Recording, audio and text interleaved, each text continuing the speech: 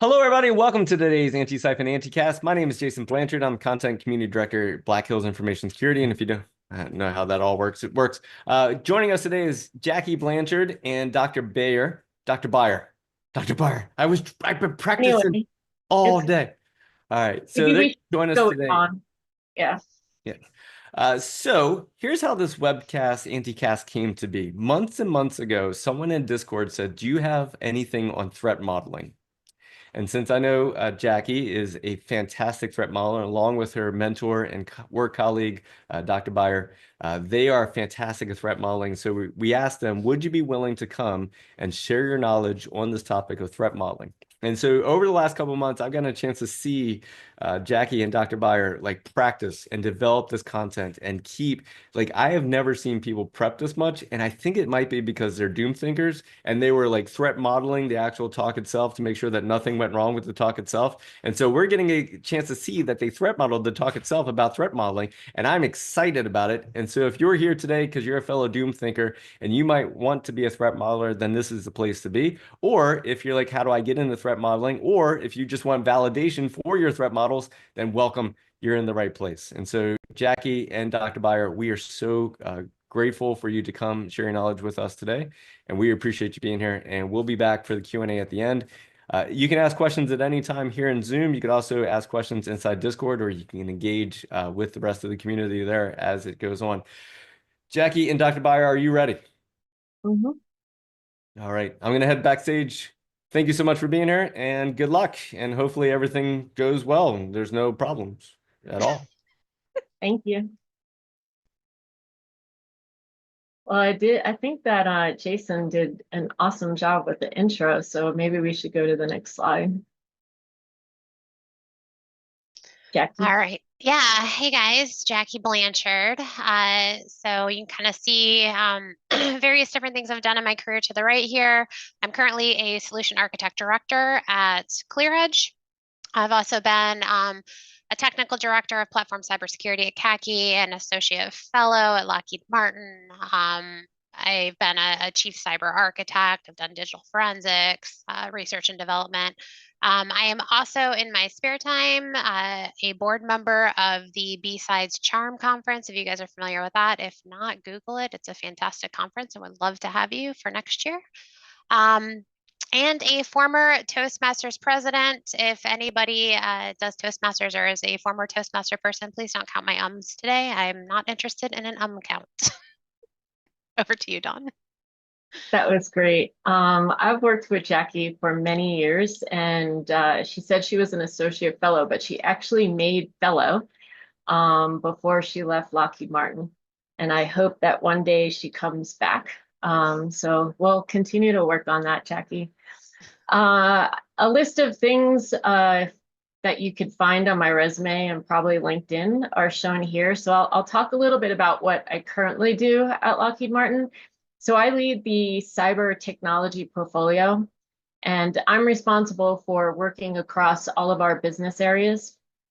There's 4 of them within Lockheed Martin to develop the cyber defense technology strategy. And really important that we do work with the business areas so we understand what their cyber capability needs are. I'm also responsible for putting together or developing our roadmap that shows, how are we going to insert the technology that we developed.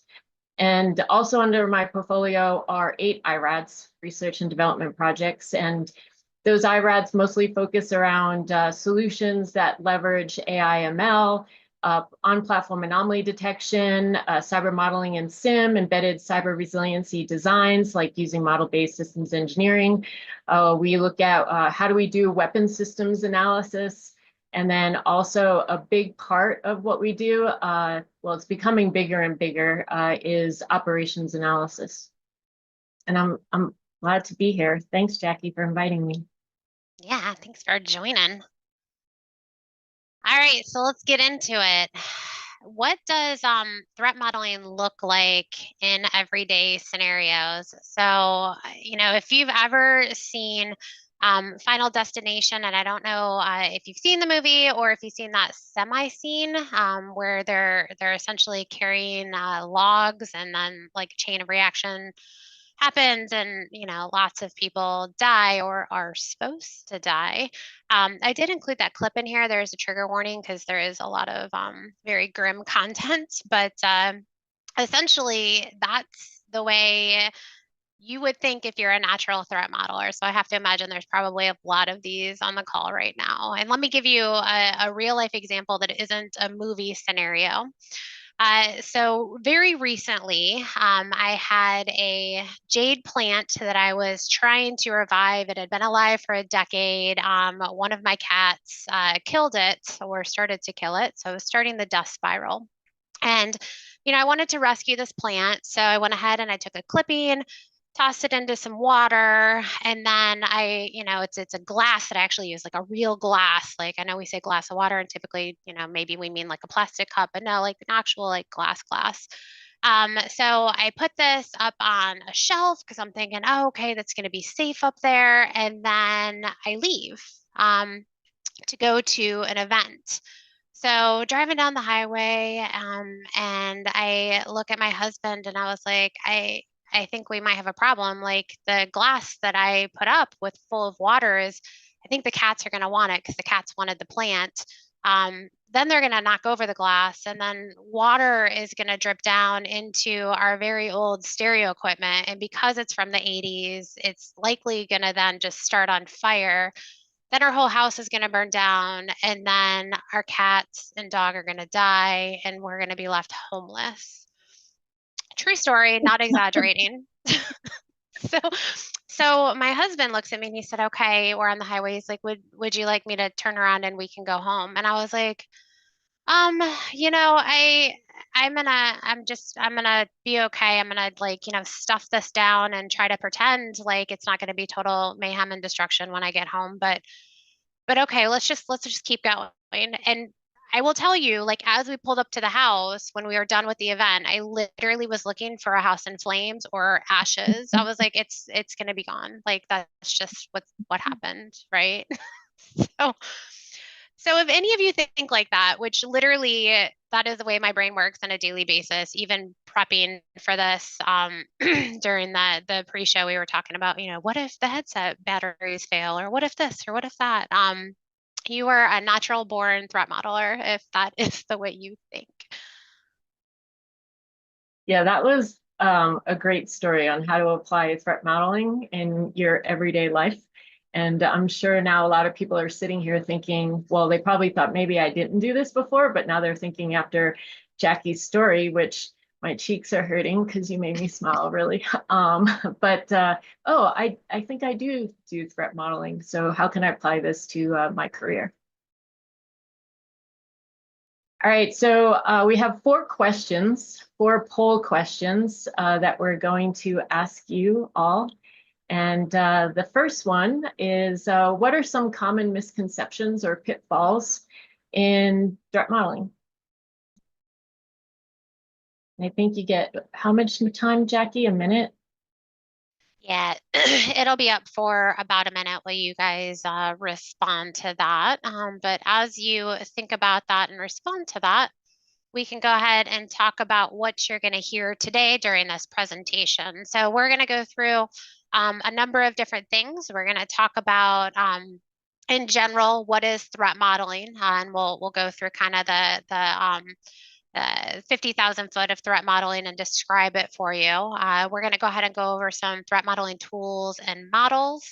We'll talk about a threat modeling example, a realistic example to be able to show you. We will also talk about attack trees. So that may be something that you've heard in conjunction with threat modeling. So we will go ahead and address that. We're going to talk about risk management and information sharing, both critical parts of threat modeling. And then we're going to talk about testing and threat modeling with testing. We'll wrap it up with some resources.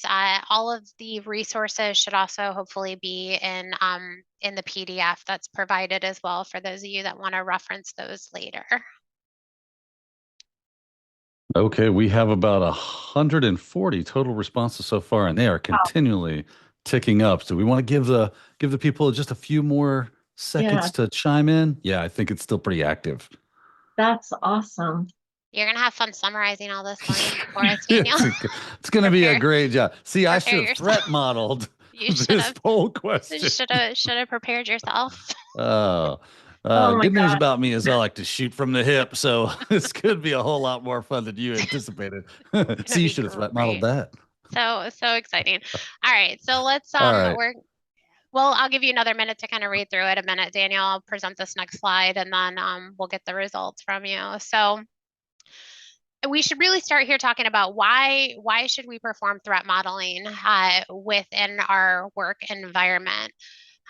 There's lots of different reasons. We list kind of some of the top here, but it does provide a structured, repeatable process in identifying risks in a system. It's really a lot easier to talk to stakeholders, right? When you're using a structured, repeatable process, you can kind of break that down for them, and then you can go ahead and communicate with those stakeholders what those relevant findings are and how that actually matters to the business. At that point, you'll be able to actually prioritize what the findings are. You can talk to the stakeholders using severity and likelihood of the various different threats that are encountered within the threat modeling that was done. And it really does help you ensure that you're addressing and the business is addressing the most critical issues first, and not just, one or two Z vulnerabilities that may be uncovered, right? We don't want those less significant vulnerabilities overemphasized. We really want the business to look at those critical issues, and threat modeling helps you do that. It also helps with continuous improvement. So anytime you have a significant change to a system design or architecture, you absolutely want to go back and have another threat modeling exercise. But that isn't the only time you want to revisit your threat modeling of your system designs and architectures. You want to do this in a periodicity that makes sense for the business. Because your threats are going to change, your threat landscape's going to change. So you want to continue to look at that. There's going to be new technology, and there's going to be obviously different ways that attackers can infiltrate systems. It does support your threat intelligence as well. The information that you're collecting via threat intelligence can feed in and should feed into threat models. We will talk about that today. And then the information that you find from threat modeling should also feed back into your threat intelligence. So it kind of should go both ways right there. And I will just say, doing it that way makes sure that or ensures that you're actually focusing on real life threats to a system. And the last thing that I'll talk about here is you guys may have heard this term before, built-in versus bolt-on security. Ideally, you'd want to do threat modeling when a system's in development. Obviously, we're in situations where that isn't always the case, or maybe isn't even the case the majority of the time. It is way more expensive to add cybersecurity controls and other security controls after a system's been developed. And so if you're able to start your threat modeling process during development of a capability, a system, you're actually able then to bake in the cybersecurity versus trying to go and add it on later, which is cost prohibitive in some cases, right? And really just not as effective in those mitigations and remediations. Jackie, do you want to provide some context behind the German Shepherd and the cat really quick? Yes, I do. I'm glad you asked that. Yeah, so the cat is an homage to the Maine Coons that we own, and the German Shepherd is an homage to the German Shepherd that Dr. Dawn Beyer used to own, and now she has a new German Shepherd as well. But this one really resembles her baby that has gone to the Rainbow Bridge. So you'll see both of those friends in precarious situations that kind of hopefully go to, the slide itself. So here you see, the Maine Coon slipping on a banana and the dog just kind of laughing like, yeah, you should have seen that threat, right, on the sidewalk. But the cat, obviously didn't. So you get that. Love it. Well, ladies, I've been looking over the results of these these poll answers. Very, very insightful. A lot of people did a really good job. I'm trying to actually break it down to some of the more conceptual, because otherwise we would be here forever with some really great details. I'll be honest with you. But it kind of boils down to the answers that we got were that people are making assumptions, whether they be good assumptions or bad assumptions. Assumptions are typically not a great way to go. Another one is that they're either over or under thinking how to do threat modeling. So either getting analysis paralysis because we're overthinking it, or we're underthinking it and we're not catching the things that should be obvious to us. So they thought about that. A lot of people were mentioning about it being kind of a one and done thing. Oh, if we do it, that's cool and it's done and we're good. We check the box. Everything's phenomenal. And it's like, yeah, you understand that this is continuous, right? That when things change, like time even, that every day isn't the same as it was before, and we can't just continue to lean on the results that we have. We have to do this again, over and over again. And then some people were saying how a lot of people might think it's too complicated, that we can't do this because it's just out of our depths. So I feel like that was the majority of what I was seeing in the results. I love was those such results. a great summary. Yeah. Just to talk a couple of seconds about that. So, you mean, obviously Jackie uses threat modeling in her daily life, but I use it all the time, and I'm always thinking about worst case scenario. So it's like prepare for the worst, hope for the best, and what's the most likely outcome. A couple of things though on overthinking, because when you apply it to work, you only have so much funding. So you really have to, you have limitations, and a lot of that is around funding and it's around schedule. So a lot of people say on programs, schedule is king. So that right there gives you a start and stop time. But as cybersecurity professionals, we're constantly thinking, because risk isn't just a one-time thing. You're constantly looking at risk and leveraging that, for your designs and identify controls and stuff that we'll talk about that in a second. All right, so foundations for threat modeling and risks. Before we go any further, I think it's really important that we are all on the same page in regards to definitions. There's been so many conversations that I've been in where people are using the same terms, or people are using different terms. This is actually a bigger issue. Different terms, but they mean the same thing. So you can go on for like 20 minutes and you're trying to figure each other out. And a lot has to do with, we're not using the same terminology and we're not using the same definitions. Jackie was talking about CISSP earlier and studying it on for the certification on a cruise that she had with her husband. So Jackie will talk about that after, why you would do that. But amazing, she did get her CISSP. But here is some context to what we mean by threat modeling and what we mean by risk. And this information came straight from NIST, the National Institute of Standards and Technology. And you can find out a lot more about each of these, especially risk assessment, risk management, risk process. If you look at NIST Special Publication 830, 37, and 39, everything that I've used to start doing risk assessments was in there. All right, Jackie. Okay, this is also mine. So traditional risks, risk assessment focuses on compliance and vulnerabilities. So if you're familiar with the risk management framework and you're familiar with 900 plus, or maybe it's over 1,000 now if you use CNSSI and some other frameworks, controls that are in the NIST special publications, you realize that no one ever has enough funding to do everything. So you'll start off with the customer and they'll say, oh, my security categorization is high for confidentiality, integrity, and availability. And you sit there and you're like, all right, let's cost that out. And you let them know what the cost is. And then it's like, okay, let's re-review that, which is also cost rework. But it's not just about putting these controls in place when in design, when you're building something. It's also about maintaining the effectiveness of controls over time, because new threats come up, new vulnerabilities are found. So really important that you use risk management and threat modeling together, which actually it is. So I'm telling you, it has to be done together, but it actually is done together.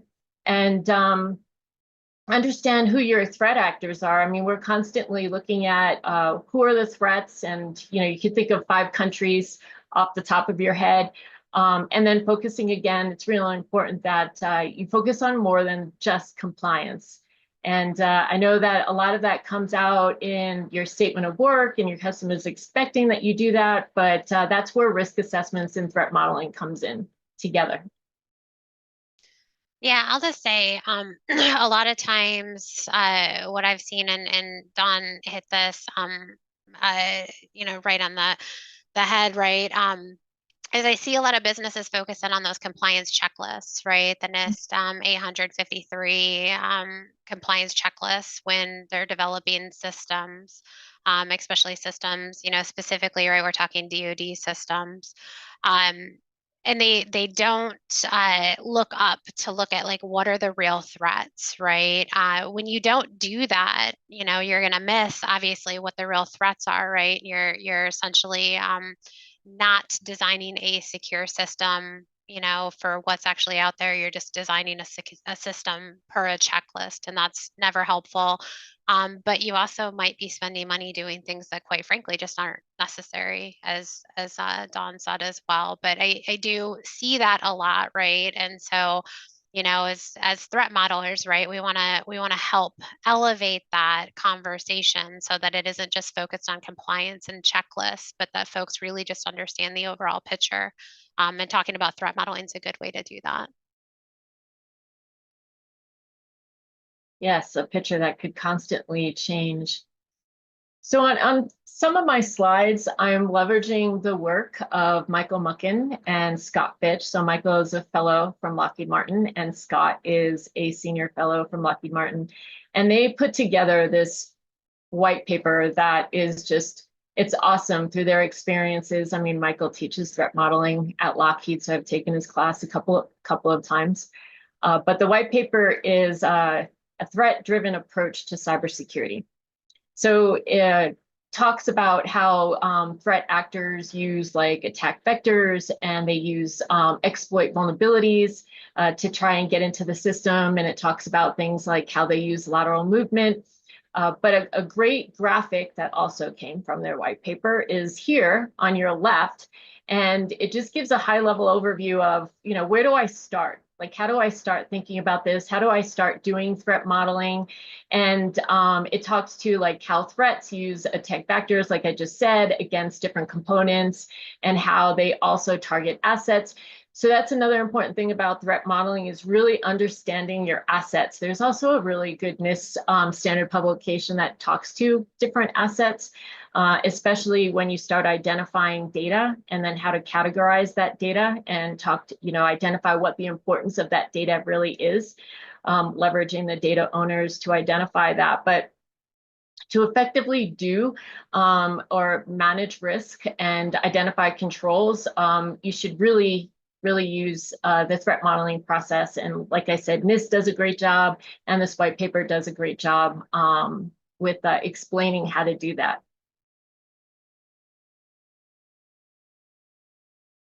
Yeah, so we're going to go ahead and talk about some threat modeling tools and models. So first off, before we get into specific modeling methodologies, you can see here the dog and cat are playing with some model toys.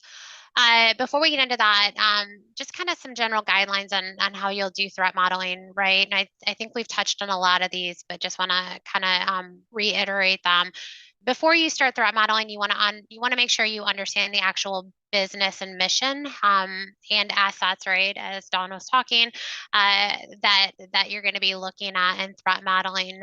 You want to have a mindset where you're thinking like an attacker. So you want to make sure that that you're thinking, like, what would I do if I was going to attack this system, or have people around you that think like an attacker and invite them into threat model with you. We've talked about this a few times. It's an iterative approach, right? It's not a one and done. You want to keep doing these threat models. You want to make sure that you have proper representation when you do threat modeling. So you want to have the right stakeholders in the room. You want to have folks from the business, folks from that maybe design the system, maybe software developers, maybe hardware folks. It just depends on what your threat modeling, right? You want to have those experts in the room, even if they aren't cybersecurity people, along with yourself, right? Where you're thinking like an attacker. And then, lastly, obviously, as Dawn also mentioned, schedule is king, right? So you're going to want to make sure that all your exercises are time bound and they just don't go on to affinity, because you have to have a timing for this, a specific time set aside for this, so that you can go ahead and articulate your results, and that whatever comes out of that, those different controls can be put in place right into the design, so that it's made more secure. So talking a little bit about some of the methodologies, there are a ton of methodologies out here. We are not trying to list them all. We would be here for forever if we were doing that. So we're just going to briefly highlight a few. The first one is the IDLE ATC. You can think of it as the mnemonic, there are no idle threats, they attack. This overarching threat analysis methodology actually comes from the white paper that Dr. Dawn Beyer mentioned. We do link to it at the end, so you can go to that PDF file. I do highly recommend, if you want to get into threat modeling, or if you're already doing threat modeling, either one, I do recommend reading that. It gives a really good overview of how to actually perform threat modeling, and talks about kind of the core tenets of it, which you could wrap into pretty much any of the methodologies that you use, or any of the tools.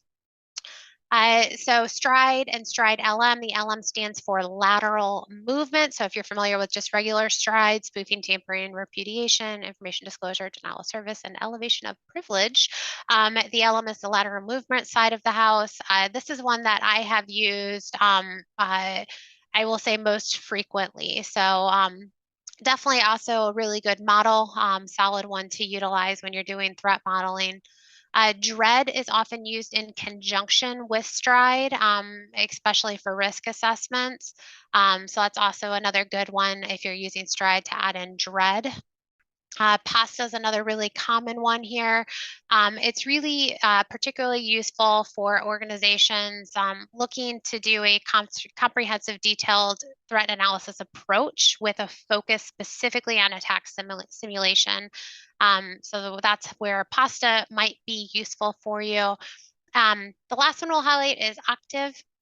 Octave is really ideal for organizations that want to focus on both technical and non-technical risks, like maybe business processes and people, in addition to the technical side of the house.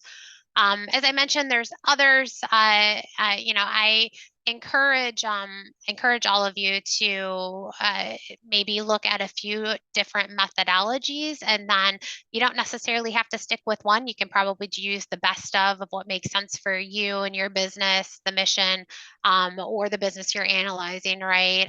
Utilize the best of the different models, and maybe create a hodgepodge of what works for you.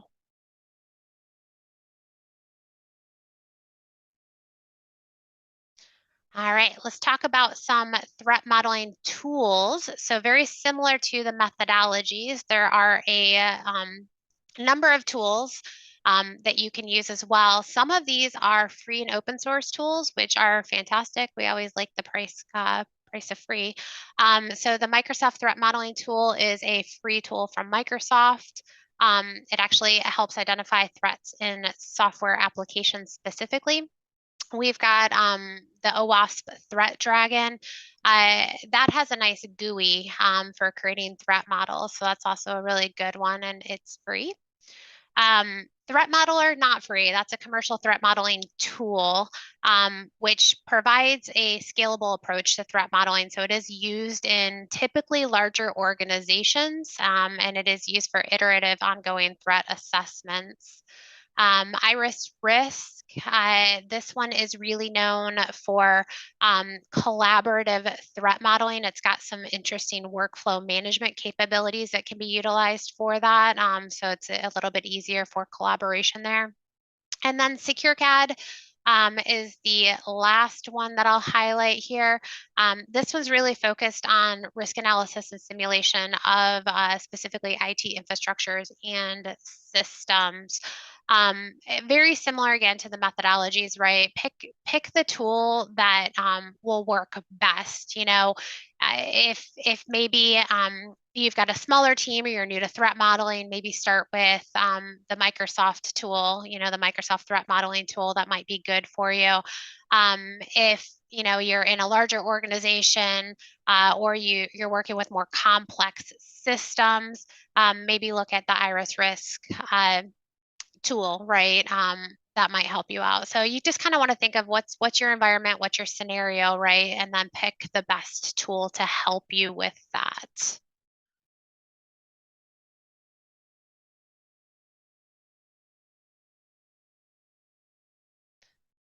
All right, so we've got another question here. So this poll question, we're going to actually ask Daniel to summarize the results again for us for this one. So he gets to be tagged in for some more fun.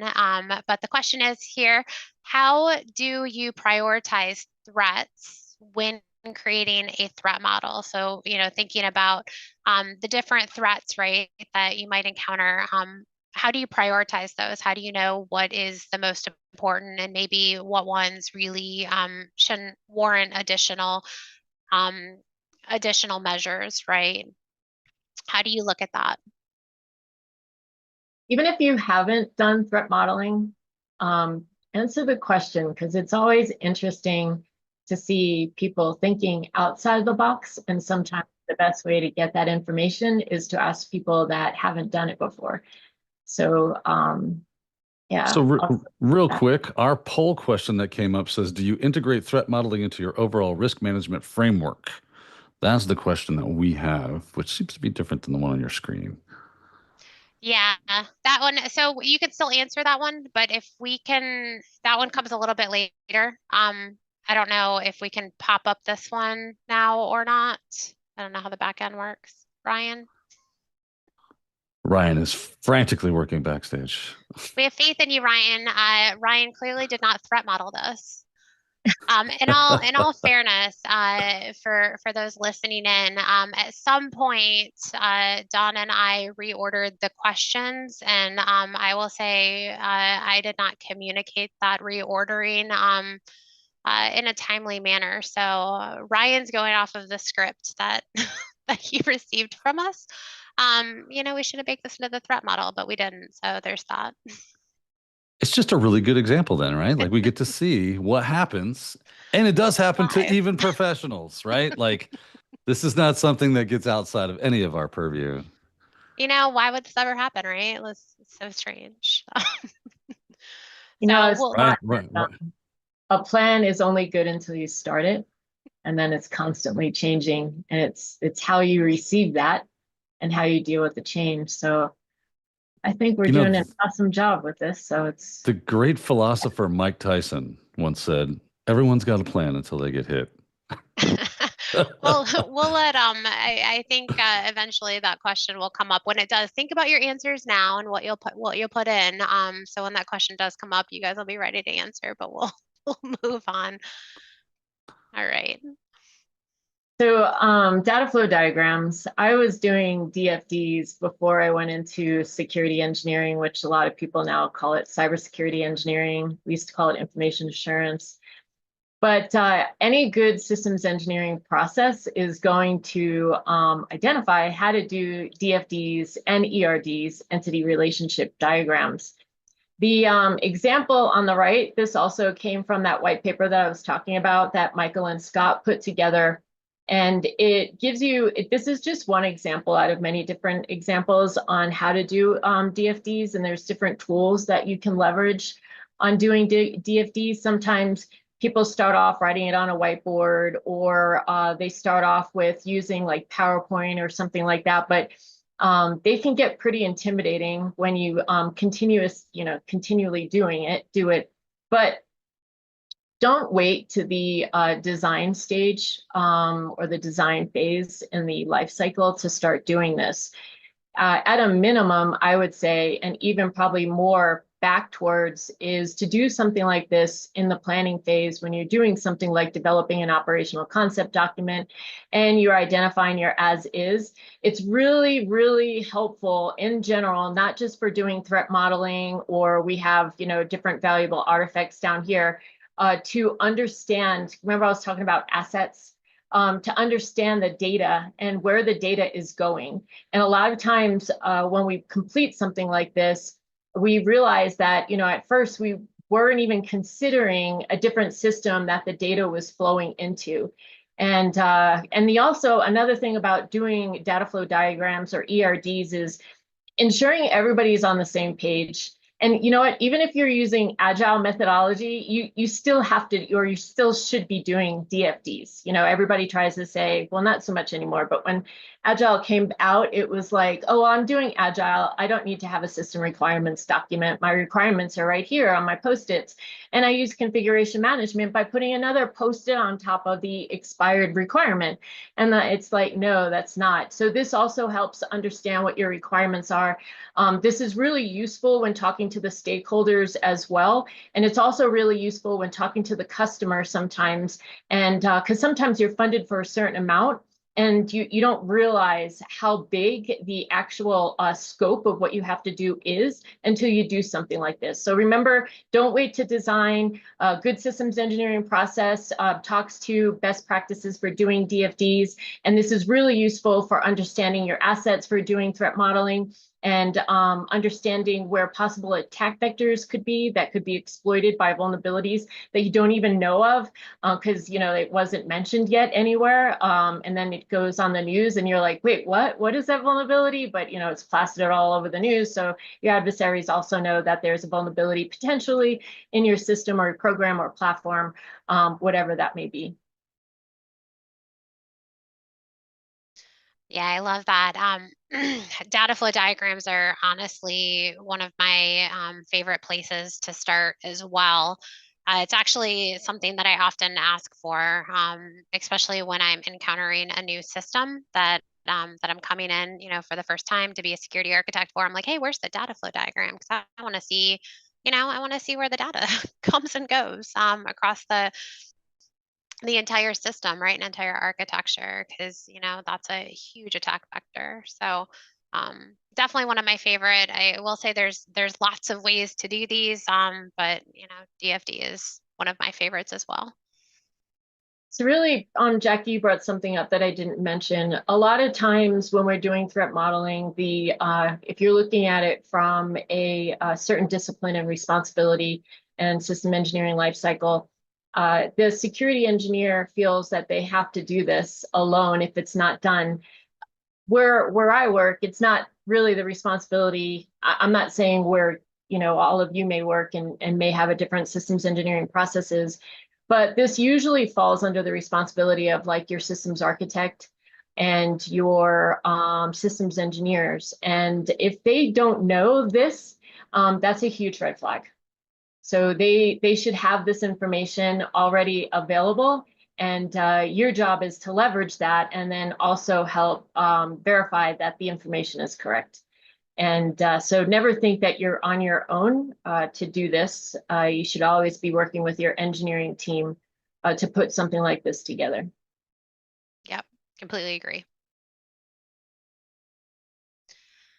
All right, we are going to talk about attack trees. So again, our friends here, the Maine Coon and the dog, are hanging out on a tree right now. Apparently gravity doesn't exist in this tree. Gotta love AI art. I did have a lot of fun with AI art. There was a picture when we were introducing ourselves where the dog actually had 5 legs. So in case you guys want to see that, you can just go back and look at that in the PDF. So that's also fun. But attack trees. So One main thing that I want to kind of say, and this is especially given the poll question, is, sometimes it can be overwhelming of like, where do I start in all of this? And you can start, by building attack trees and kind of understanding what that looks like, right? If a data flow diagram maybe is too overwhelming, attack trees is really kind of a good entryway to start. What I will say is I often like to tell people to start their attack trees by thinking of the CIA triad. So that's CIA is confidentiality, integrity, and availability. So how would an attacker affect the confidentiality of the system, meaning stealing information, right? How would they affect the integrity of the system? So changing information or changing data.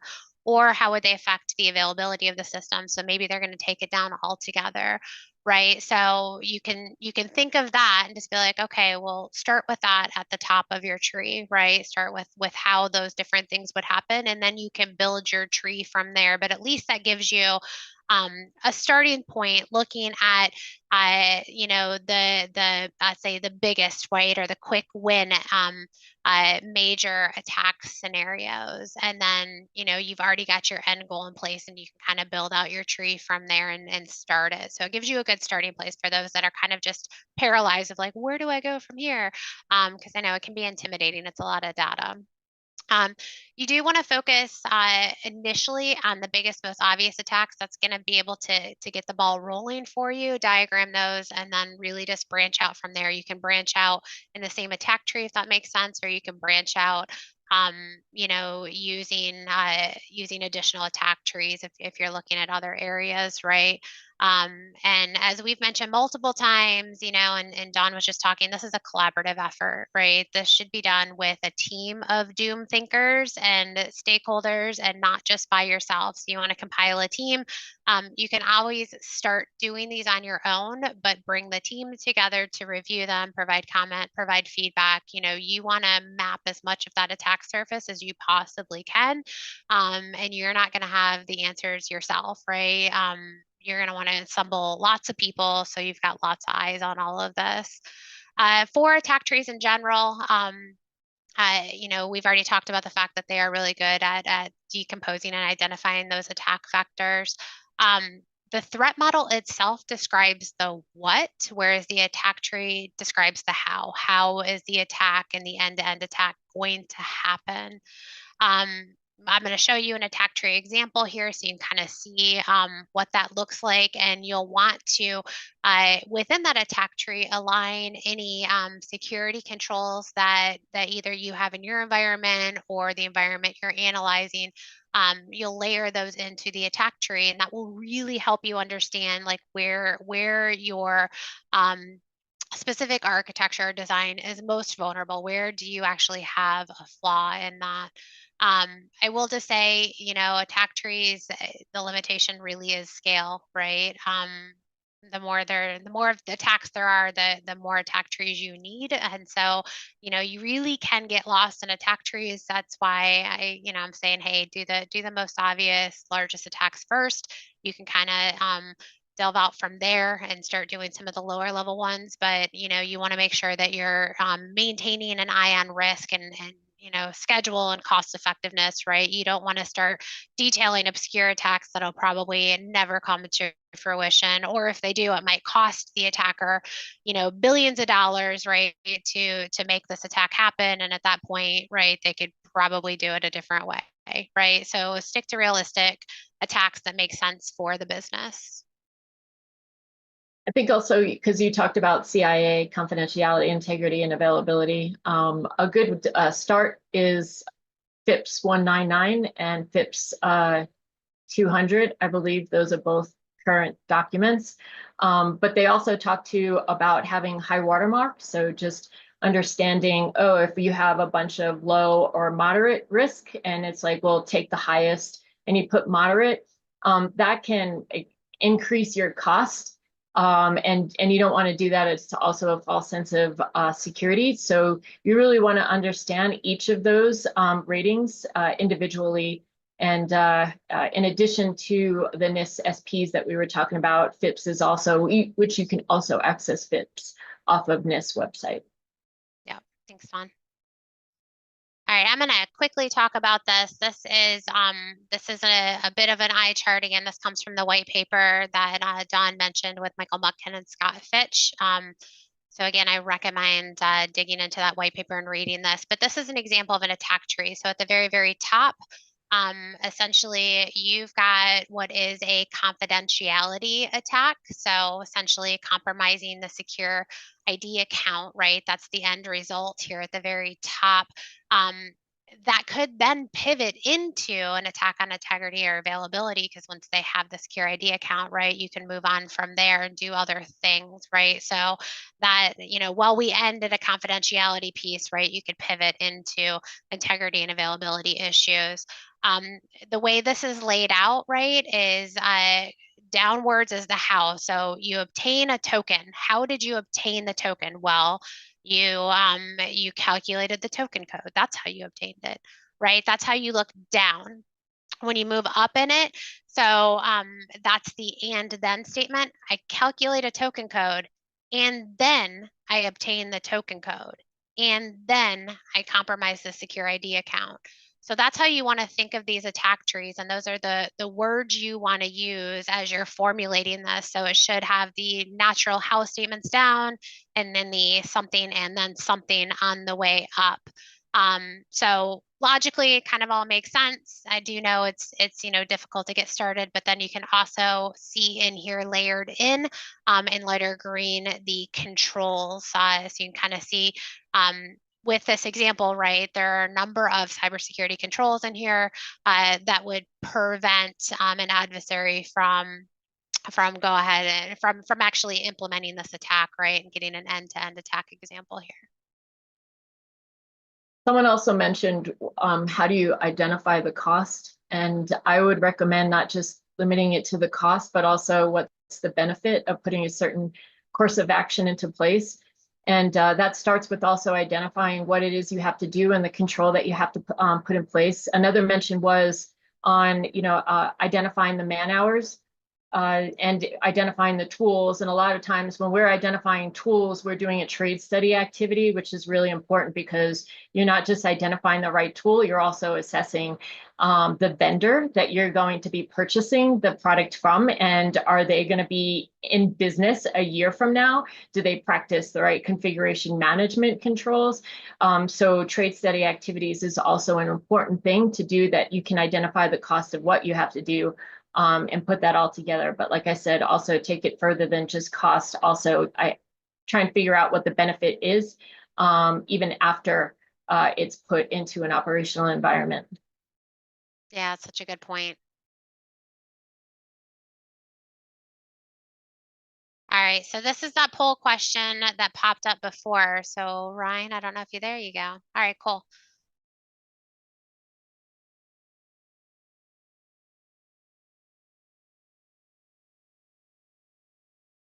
All right, we're getting the answers in. This is good.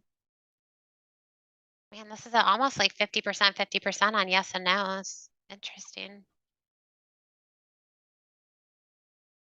You see the results, Dawn?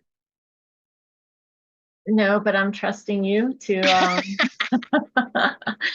I don't see that on my screen. I just see the QRC code. QR, yeah. Yeah, I'll say it's almost 50%. The yeses are leading right now at about 56, 57%, and the no's at around 44%. So definitely pretty interesting there. Not to answer this question now, but it'd be interesting. A follow-on question at the end is, after this briefing, if you said no, would you use threat modeling in the future? I like that but question. Don't answer that now. The question now is this one. All right. Oh, wait, I do see the poll stuff. Oh, perfect. There you go. Sorry, I have too many screens up. We have, Dawn, just a quick time check. We've got 11 minutes left. So okay. Just kind of FYI there.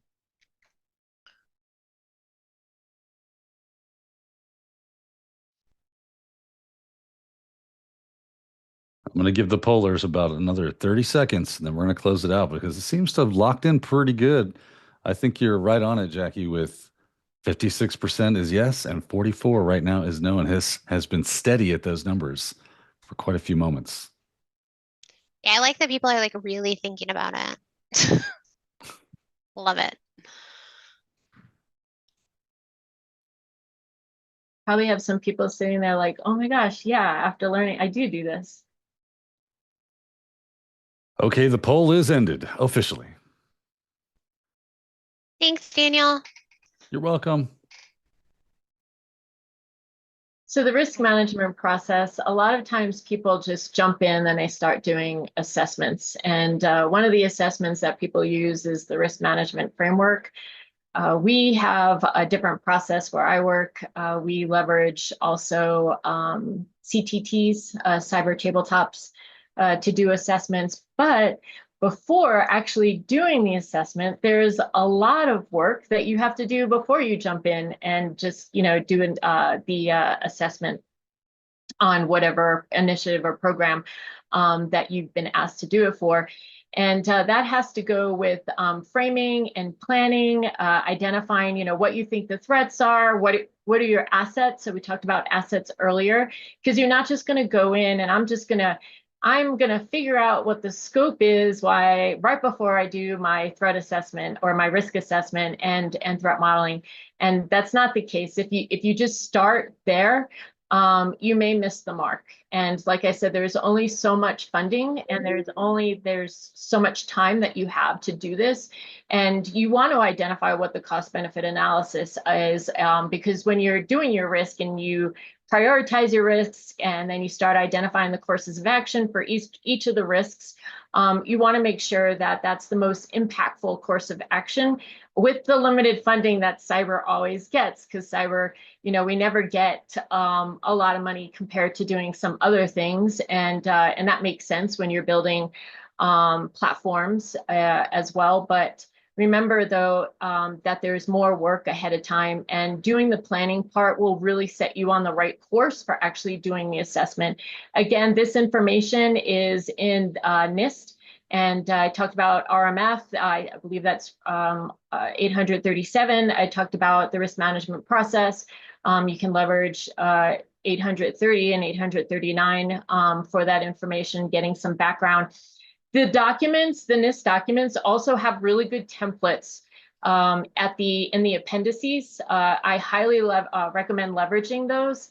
And when you're identifying risks, identify the person that's responsible for mitigating that risk.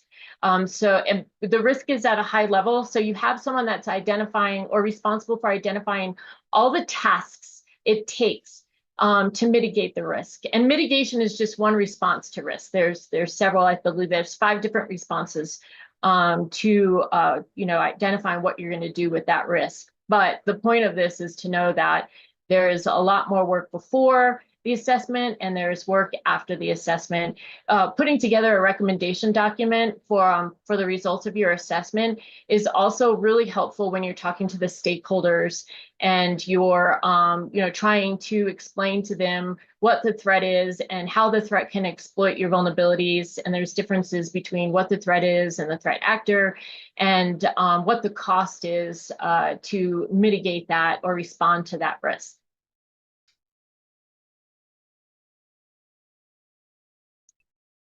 Information sharing. So Jackie and I have done several briefings on information sharing, and this is really important because we're just not quick enough. And if you look at the FBI put out a report last year in January, I believe, January 2024, and it focused specifically on the threat from the PRC from China, not the people of China, the government of China. And it talked to how big their hacking program was. And they said, if you put all the hacking programs together from all of the major countries, China's hacking program would still be bigger than those hacking programs combined. And then it also talked to the FBI put in there an assessment saying if we were to put all of our cyber SMEs and all of our intelligence analysts together to focus solely on the threat from China, that China would still outnumber us 50 to 1, which is really scary when you start thinking about the amount of resources that they have compared to the amount of resources that we have. And that's putting everybody together. You know, a lot of times you're on a program and there's just one cyber SME on the program. And so that's where information sharing comes into play. It's really, really important to share cyber threat indicators, cyber threat intelligence, and you don't need a clearance to do a lot of this work. A lot of the intel can be found in open sources as well. And, you know, in the past, I would put threat briefings together. And then the first question I'd be like, oh, did you see this on this, you know, channel? And I'm like, really? That's open source. I just gave you a lot of classified information. But that's just also to say that there is a lot of information open source that you can get. And defensive measures. So how is your program, what mitigation are they putting in place? So think about the cost savings. There's, you know, the team did all of that work up front, and they found that for this particular vulnerability that could be exploited by, you know, this threat actor, this is the right course of action and control to put in place. And now you don't have to do all that work. If you're sharing that information, I mean, you may have to do some updates to it, but if you're sharing that information, that's such a huge cost savings, cost avoidance for the program. And you just can't do it alone. There's just no way one person or even a couple of people have enough time to identify all of that. And the purpose of the graph on the bottom, which that came from, we have a white paper that you can also access off our website. It's a CRL framework, cyber resiliency level framework. And Jackie actually developed our tool before she left Lockheed Martin. And it's amazing because we identify the criteria, measurements, and metrics on how to evaluate resiliency on your programs. But if you look at this graphic and you start off on the left, it shows that most programs work in silos and they're not sharing information. And then it shows the progression and maturity of when you start sharing information. So not just sharing information within your engineering team, but also sharing information with your customer programs office, and then also sharing information with other programs, and then maybe sharing information within your business area. So what are all the threats to space? And then business areas sharing information. So in my case, like space, sharing information with aeronautics. And we have dedicated people within aeronautics that their sole job is to evaluate red forces. So, you know, they have dedicated intelligence teams to do that, because there's more than just the obvious to the system. There's also the supplier where, you know, you have a product and it's made of 5 widgets. Where are all those widgets coming from? And some people don't think that far. And if you start going down and down and down in the suppliers, especially for the defense sector, you realize that there's a widget coming from a country that you shouldn't be purchasing from. And so, again, really important to do risk assessments and threat modeling, and so important to share information. You know, you have people that are in the know, and it's great. Congratulations, you have a top secret clearance. But how is that information getting to the actual engineer on the program that's designing the controls to mitigate what you know? And what are you doing about it?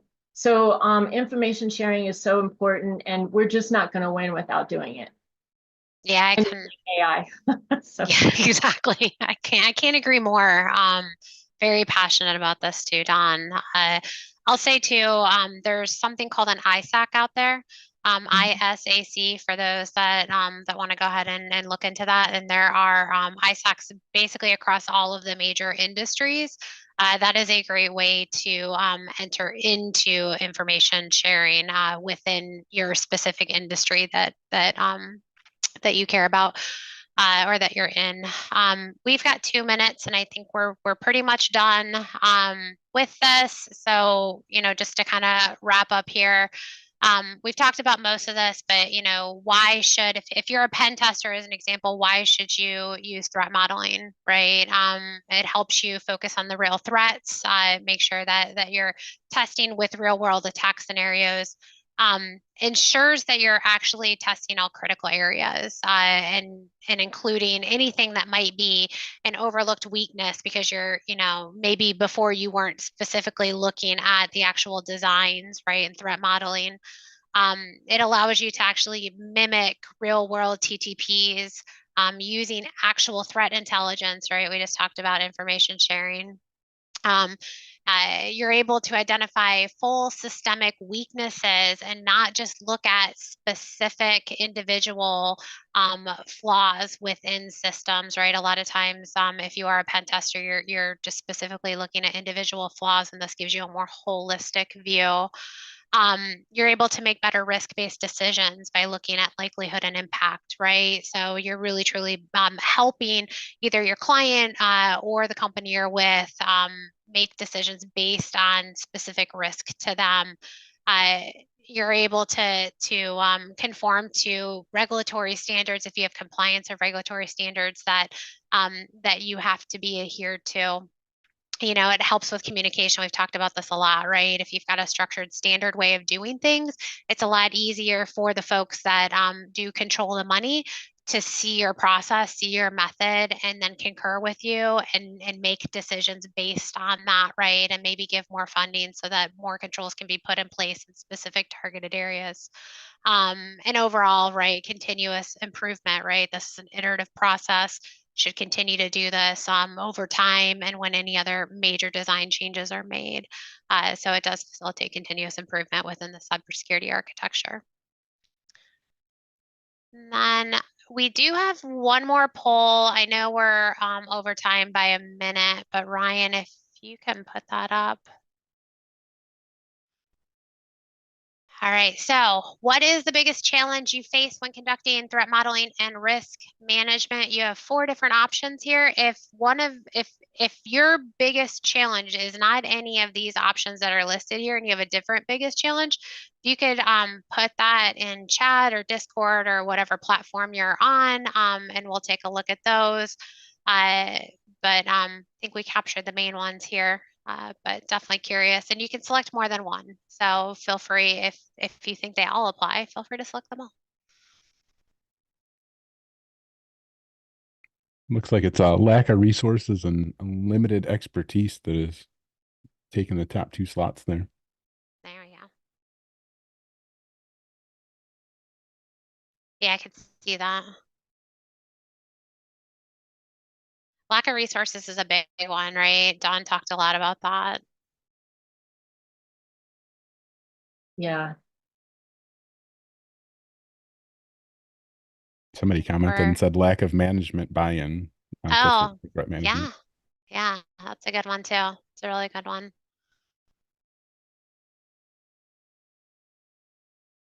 I think it's settled down. We're settling down. Got a few more people answering.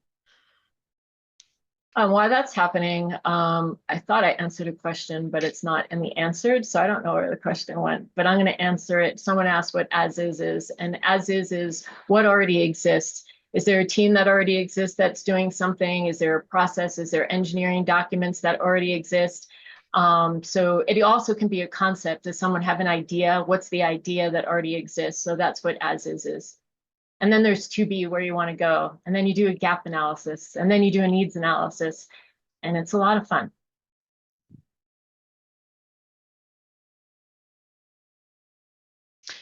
I think it's simmered down. There they go. They just ended the poll. Do you see it, Dawn? Yeah. And it's not surprising that lack of resources is at the top. Yeah, followed by limited expertise, then insufficient data, and last, difficulty in prioritizing threats. So it sounds like all of you guys are really good at prioritizing threats, okay? Or at least that's not your biggest challenge. So that's fantastic. All right. And then Dawn, do you want to talk through the resources?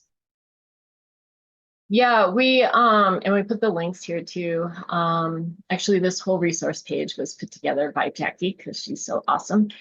But you can find the white paper that we talked about on this resource page, and some other links to understand methodologies and tools, which you should always leverage more than one methodology and maybe more than one tool, definitely, when doing threat modeling. Also understanding what your methodology is that you're going to use in the systems engineering lifecycle, but that's a whole other briefing. But this is a great start for where you could go to get more information. And Jackie brought up the ISAC. So when you're part of the ISACs, you're not like by yourself. We play a big part, Lockheed Martin, in supporting the space ISAC. And there's all these different industries and academia and government that are part of the ISAC, and they share information across the ISAC focused on space. But the scope is bigger. But anyway, good place to get support. Awesome. Well, that concludes our presentation, and we will be sticking around until 1:30 Eastern to hang out with you guys if anyone wants to ask us any questions. Awesome. Thank you all very Guys. much for taking the time to be here and share your knowledge with us. It was fantastic. We had a lot of great feedback. I could see all the emojis going crazy here in Zoom. So apparently everybody loved it. I know we backstage were enjoying it as well. So thank you again for taking this time to share with us. It's fantastic. I have one question that we're going to ask before we go over to the breakout room. This one is specific to your talk here. Unpinned asks, how do you all champion intelligence sharing in an industry where the players encourage secrecy to preserve their reputation? Yeah. For me, it's constant communication and really talking about the benefits of information sharing, but trying to share information in a lawful way, because there's, the requirements for clearance, and then there's requirements on how to handle classified and how to handle sensitive information. And then there's the need to know. And so there's a lot of factors that take place. But we also talked specifically about open source information, and that's an easy way of sharing information. But to explain the importance, a lot of times we talk to what the cost benefit of is, like that example that I gave, one program sharing information with this other program and all that cost savings that they had by sharing that information. We also set up chief cyber architects within our business area, and we have a top chief cyber architect, and they share information with the lines of businesses, chief cyber architects, and then they share information. Jackie knows this process because she led it. That's right, Jackie, you were the space chief cyber architect. Gosh, I hope you come back to us. But so, and then there's all the program sharing information. So there's the top down approach and the bottom up. And then really great, how you have counterintelligence, and they look at blue forces, and a lot of organizations are worried about their organization, and rightful so with all the social media, but making sure people aren't sharing sensitive information. But we also have an intelligence team, and counterintel focuses on blue forces, intel teams focus on red forces. And by setting these teams and organizations up, they also help share that message across the corporation. Now, there's always room to improve, but remember, if you're trying to sell anything, it's really good to talk about cost savings. Awesome. Thank you very much. Jackie, do you have anything to add on that? Yeah, I was just gonna add, I mean, all the things, right? I agree with Dawn. Another item is, I can just tell you from those of us that that do see information that maybe others can't see, right? We oftentimes have the conversation of, what can we give to industry, right? To help the defenders defend, to help shore up those different defenses. And so, that is a constant conversation, because at the end of the day, right, we want all of the different sectors to have the best defense possible, right? Have the best TTPs within their system so that they can, prevent or detect the attacks. And so that is a constant conversation. I'll just say as well, if you're participating in an ISAC or something similar, an information sharing community, which, I have, Don has a lot. There's a lot of talk about, you want to be an information producer and not just an information consumer. And so it's really obvious who's just consuming and not sharing versus the teams that are actually sharing and participating in those groups. And quite honestly, there's I'll say there's a lot more interaction, right, with the folks that are producing information, and folks are, it starts kind of that sharing where other folks are willing to share as well. And so, I appreciate that question, right? It's all about the culture, and really looking at that, being that producer, right, and not just the one that's sucking everything in and not sharing. For sure. Awesome. Yeah. Well, thank you again so much for being here, taking time to present to us today and answer questions. And speaking of that, if y'all have any more questions for any of us at Antisyphon Training, or if you have questions for Jackie or Dr. Byers, we are going to go ahead and get the breakout room started. So you can join us if you have the Zoom application installed on your device. Otherwise, that's it for this week's Anticast. You can join us next week, and you can actually stay tuned with what's coming up by going to poweredbybhs.com. We have our Blue Team Summit coming up. We have the Antisyphon Training Summer Camp coming up in the Maryland, Washington, D.C. area there in July. And of course, we have Pay What You Can workshops happening just about every Thursday, Friday for the next few months. So check out what we have going on, and we will see you all next week, or I'll see you in the breakout room in just a moment. Take care, everybody. Thank you. Bye.